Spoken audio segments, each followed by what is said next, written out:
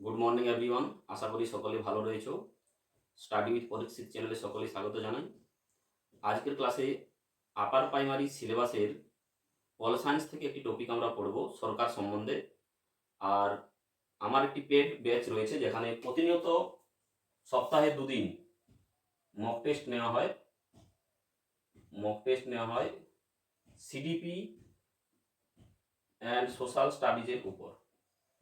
যদি কেউ জয়েন হতে চান এই নাম্বারে যোগাযোগ করে নেবেন।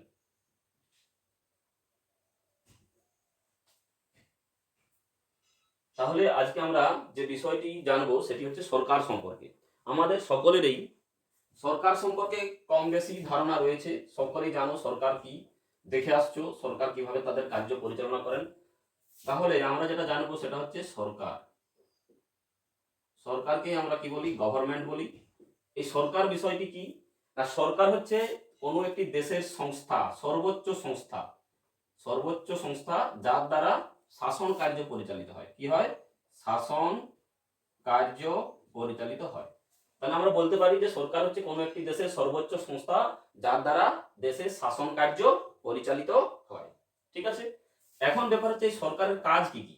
আমরা যদি দেখি সরকারের বিভিন্ন রকম কাজ আছে, যেমন আইন প্রণয়ন তৈরি করা। সরকারের প্রধান কাজ কি? আইন প্রণয়ন তৈরি করা। এটা হচ্ছে কোনো একটা দেশের আইন কিরূপ হবে সেই আইন প্রণয়ন তৈরি করা, এগুলো হচ্ছে সরকারের প্রধান কাজ। তারপর কি? প্রশাসনিক কাজকর্ম পরিচালনা করা। প্রশাসনিক কাজকর্ম পরিচালনা করা, সরকারের যে সমস্ত প্রশাসনিক কাজ আছে সেই সমস্ত প্রশাসনিক কাজগুলো পরিচালনা করা সরকারের দায়িত্বের মধ্যে পড়ে। তাছাড়া আর কি কাজ আছে? বিবাদ নিষ্পত্তি ও ন্যায় বিচার প্রতিষ্ঠার জন্য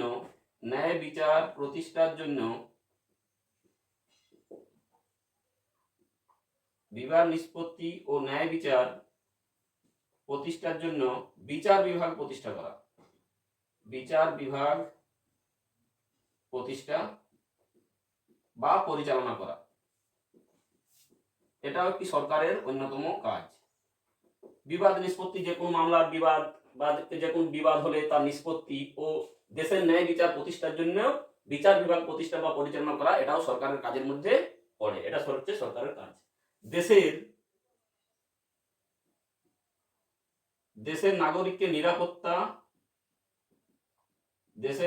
নিরাপত্তা ও শান্তি প্রতিষ্ঠা করা। আমাদের দেশের যে সমস্ত নাগরিক রয়েছেন সেই সমস্ত নাগরিকের নিরাপত্তা দেওয়ার কাজ হচ্ছে সরকারের, এবং তাদের মধ্যে যাতে শান্তি শৃঙ্খলা বজায় থাকে সেই দিকে খেয়াল রাখতে হবে সরকারকে। এগুলো হচ্ছে সরকারের কাজ। তাছাড়া দেশের সম্পদের সুষ্ঠু ও সার্বভৌমত্ব, দেশের সম্পদের সুষ্ঠু বন্টন ও সার্বভৌমত্ব বজায় রাখা, এইগুলো হচ্ছে সরকারের প্রধান কাজ। কি কি? আইন প্রণয়ন তৈরি করা, প্রশাসনিক কাজকর্ম পরিচালনা করা, বিবাদ নিষ্পত্তি ও ন্যায় বিচার প্রতিষ্ঠার জন্য বিচার বিভাগ প্রতিষ্ঠা বা পরিচালনা করা, নিরাপত্তা ও শান্তি প্রতিষ্ঠা করা, দেশের সম্পদের সুষ্ঠু বন্টন ও সার্বভৌমত্ব বজায় রাখা, এগুলো হচ্ছে সরকারের কাজ। এখন আমরা জানবো যে সরকারের বিভিন্ন ধরন আছে, সেই ধরনগুলো কি রকম। সরকারের সাধারণত তিনটি ধরন আমরা দেখতে পাই। একটি হচ্ছে গণতান্ত্রিক সরকার, রাজতান্ত্রিক সরকার, আর একটি হচ্ছে একনায়কতন্ত্র। তাহলে সরকারের যদি আমরা ধরন দেখি, সরকারের ধরন, টাইপ অফ গভর্নমেন্টস, তাহলে আমরা দেখতে পাবো টাইপস অফ গভর্নমেন্ট। তাহলে আমরা দেখতে পাবো সরকার সাধারণত তিন ধরনের দেখতে পাওয়া যায়। একটি হচ্ছে গণতান্ত্রিক সরকার। আমরা সকলে জানি গণতান্ত্রিক সরকার বলতে আমরা বুঝি, গণতান্ত্রিক সরকার মানে কি? এখানে জনগণের ক্ষমতা সবচেয়ে বেশি, জনগণই হচ্ছে ক্ষমতার উৎস, এবং জনগণ তার ভোটাধিকার পদ্ধতি প্রয়োগ করে এই সরকারকে নির্বাচন করেন। ঠিক আছে, এই গণতান্ত্রিক সরকারের উদাহরণ যদি আমরা দেখি তাহলে আমরা দেখতে পাবো সংসদীয় সরকার। আমাদের ভারতে যেমন দেখতে পাওয়া যায় সংসদীয় সরকার। এছাড়া রাষ্ট্রপতি রাষ্ট্রপতি শাসিত সরকার। এই দুই ধরনের সরকার হচ্ছে আমাদের গণতান্ত্রিক সরকারের উদাহরণ। গণতান্ত্রিক সরকারের উদাহরণ হচ্ছে কি সংসদীয় সরকার ও রাষ্ট্রপতি শাসিত সরকার। গণতান্ত্রিক সরকার কোন যে সমস্ত দেশে দেখতে পাওয়া যায় সেই সমস্ত দেশ হচ্ছে ভারত, সুইডেন, জার্মানি,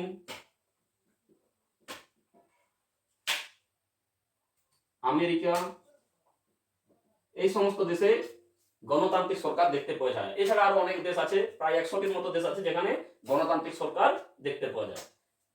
দ্বিতীয় যে সরকারটা হচ্ছে সেটা হচ্ছে রাজতন্ত্র সরকার।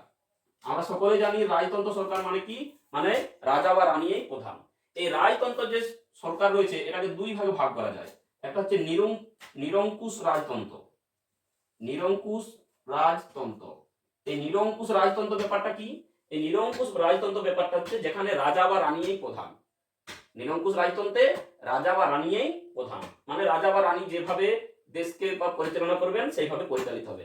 ঠিক আছে, এই নিরঙ্কুশ রাজতন্ত্র দেখতে পাওয়া যায় সৌদি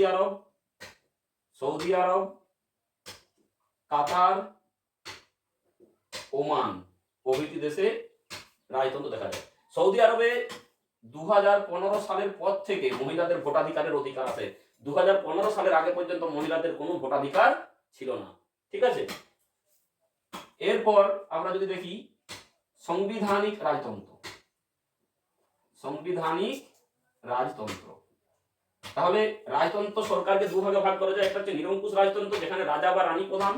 কোথায় দেখতে পাওয়া যায়? সৌদি আরব, কাতার, ওমান।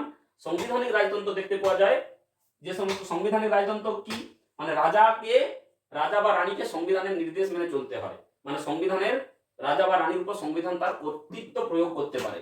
এই ধরনের সাংবিধানিক সরকার আমরা কোথায় দেখতে পাই? যুক্তরাজ্য, ইংল্যান্ড, এছাড়া জাপান প্রভৃতি দেশে আমরা কি দেখতে পাই? এই ধরনের সাংবিধানিক রাজতন্ত্র দেখতে পাই। তাহলে বোঝা গেল রাজতন্ত্র দু ধরনের হয়। একটা হচ্ছে নিরঙ্কুশ রাজতন্ত্র যেখানে রাজা বা রানী প্রধান, আর একটা হচ্ছে সাংবিধানিক রাজতন্ত্র যেখানে সংবিধানের কর্তৃত্ব মেনে রাজাকে চলতে হয়। আর এক ধরনের সরকার আমরা দেখতে পাই, সেটাকে বলা হয় একনায়কতান্ত্রিক সরকার। একনায়কতান্ত্রিক সরকার মানে কি? মানে এখানে কোনো একজন ব্যক্তির প্রাধান্য স্বীকৃতি পায়। এটাকে আমরা কি বলতে পারি? স্বৈরাচারী সরকারও বলতে পারি। স্বৈরাচারী সরকার এটা বলতে পারি। তাহলে এই একনায়কতান্ত্রিক সরকার বা স্বৈরাচারী সরকার আমরা কোথায় দেখতে পাই? সকলেই জানো, উত্তর কোরিয়া, এছাড়া চীন। এই সমস্ত দেশে আমরা কি দেখতে পাই? একনায়কতান্ত্রিক সরকার বা স্বৈরাচারী সরকার। ঠিক আছে, বোঝা গেছে সরকারের ধরন তাহলে তিন ধরনের। একটি হচ্ছে গণতান্ত্রিক সরকার, রাজতন্ত্র সরকার এবং একনায়কতান্ত্রিক সরকার। গণতান্ত্রিক সরকার আবার দুই ধরনের হয়, সংসদীয় সরকার, রাষ্ট্রপতি শাসিত সরকার। ভারত, সুইডেন, জার্মানি, আমেরিকা প্রভৃতি দেশে কি হয়? গণতান্ত্রিক সরকার দেখতে পাওয়া যায়। রাজতন্ত্র কি? রাজতন্ত্র দু ধরনের হয়, একটা হচ্ছে নিরঙ্কুশ রাজতন্ত্র, সৌদি আরব, কাতার, ওমানে দেখতে পাওয়া যায়। আরেকটা হচ্ছে সাংবিধানিক রাজতন্ত্র যেখানে সংবিধানের কর্তৃত্ব মেনে রাজাকে চলতে হয়, যুক্তরাজ্য, জাপানে দেখতে পাওয়া যায়। আবার একনায়কতান্ত্রিক সরকার দেখতে পাওয়া যায়, যেটাকে আমরা স্বৈরাচারী সরকার বলি, সেটা হচ্ছে উত্তর কোরিয়া আর চীন। ঠিক আছে, বোঝা গেছে। এরপর আমরা জানবো সরকারের স্তর সম্পর্কে।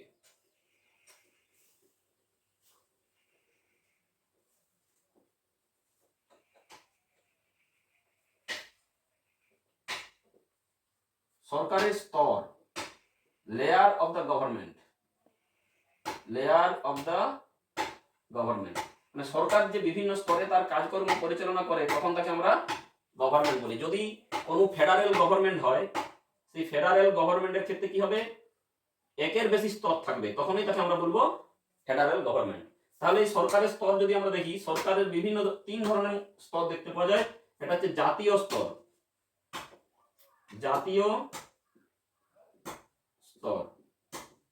এই জাতীয় স্তরকে আমরা কি বলি? কেন্দ্রীয় সরকার বলতে পারি। কেন্দ্রীয় সরকার, এই কেন্দ্রীয় সরকারের নাম সর্বস্ব শাসক, মানে নামে প্রধান, নাম সর্বস্ব শাসক। এই কোয়েশ্চেনটি পড়ে মাঝে মধ্যে। ঠিক আছে, নাম সর্বস্ব শাসক হচ্ছে কে? রাষ্ট্রপতি।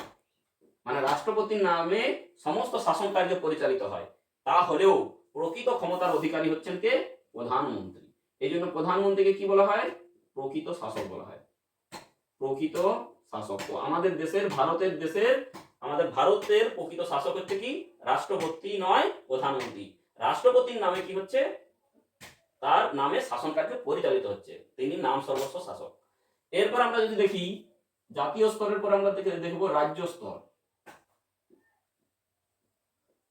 রাজ্য স্তরে যেমন আমাদের রাজ্য সরকার, কেন্দ্র স্তরে জাতীয় স্তরে যেমন কেন্দ্র সরকার, সেরকম রাজ্য স্তরে দেখতে পাবো রাজ্য সরকার। এই রাজ্য সরকারের নাম সর্বস্ব শাসক হচ্ছেন রাজ্যপাল। রাজ্যপালের নামে সমস্ত শাসন কার্য পরিচালিত হলেও প্রকৃত শাসক হচ্ছেন কে, মুখ্যমন্ত্রী। মুখ্যমন্ত্রী প্রকৃত শাসক কে, মুখ্যমন্ত্রী। তাহলে রাজ্য স্তরের যে রাজ্য সরকারের সমস্ত কাজকর্ম পরিচালিত হয় রাজ্যপালের নামে, কিন্তু প্রকৃত শাসক হচ্ছে কি মুখ্যমন্ত্রী। আর একটি আমরা দেখতে পাই, সেটা হচ্ছে স্থানীয় সরকার। স্থানীয় সরকার, এই স্থানীয় সরকার গ্রাম পঞ্চায়েত হতে পারে, আবার পৌরসভাও হতে পারে। পৌরসভা হতে পারে। তাহলে স্থানীয় সরকার গ্রাম পঞ্চায়েত হতে পারে, পৌরসভা হতে পারে। গ্রাম পঞ্চায়েতের ক্ষেত্রে আমরা দেখি ত্রিস্তরীয় শাসন ব্যবস্থা আমরা দেখতে পাই। গ্রাম পঞ্চায়েতের ক্ষেত্রে আমরা কি দেখতে পাই, গ্রাম পঞ্চায়েতের ক্ষেত্রে আমরা ত্রিস্তরীয় শাসন ব্যবস্থা দেখতে পাই। একদম সর্বোচ্চ স্তরে কে থাকে, জেলা পরিষদ, তারপরে দেখতে পাই ব্লক, তারপরে হচ্ছে গ্রাম পঞ্চায়েত। এই জন্য একে কি বলা হয়, ত্রিস্তরীয় শাসন ব্যবস্থা বা লোকাল গভর্নমেন্ট। এই হচ্ছে আমাদের সরকারের স্তর। এখন ব্যাপার হচ্ছে এই যে আমাদের দেখি কেন্দ্রীয় সরকার কিভাবে নির্বাচিত হন। আমরা জানি যে কেন্দ্রীয় সরকার নির্বাচনের জন্য যে ভোট হয় তাকে বলা হয় লোকসভা। ঠিক আছে, এই লোকসভা ভোট 543টি সিটে নির্বাচন হয়। তার মধ্যে আগের যে লোকসভা হয়েছে সেখানে কি হয়েছে, সেই জন্য 542টি সিটে এখানে নির্বাচন হয় এবং লোকসভার মোট সিট সংখ্যা হচ্ছে কত, 543।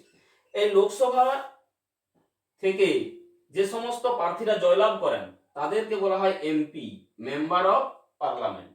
এই মেম্বার অফ পার্লামেন্ট থেকে যারা যে দল বিজয়ী দল, সেই বিজয়ী দলের যে এমপি রয়েছেন তাদের মধ্য থেকে 50 থেকে 52 জন নিয়ে একটি মন্ত্রী পরিষদ গঠিত হয়। আর এই মন্ত্রী পরিষদের থেকে একজনকে কি করা হয়, প্রধানমন্ত্রী রূপে নির্বাচিত করা হয়। ঠিক আমাদের রাজ্য সরকারের ক্ষেত্রেও রাজ্য সরকার যে ভোট হয় সেটাকে বলা হয় রাজ্য বিধানসভা। সেটাকে কি বলা হয়, রাজ্য বিধানসভা। ঠিক সেই রকম রাজ্য বিধানসভা থেকে কিছু যে সমস্ত প্রার্থী জয়লাভ করেন তাদের বলা হয় MLA, member of legislative assembly. এই এমএলএ দের মধ্য থেকে কিছু জনকে নিয়ে মন্ত্রী পরিষদ গঠিত হয় এবং তার মধ্যে একজনকে প্রকৃত শাসক বা মুখ্যমন্ত্রী রূপে নিয়োগ করা হয়। বুঝতে পারা গেছে? Thank you.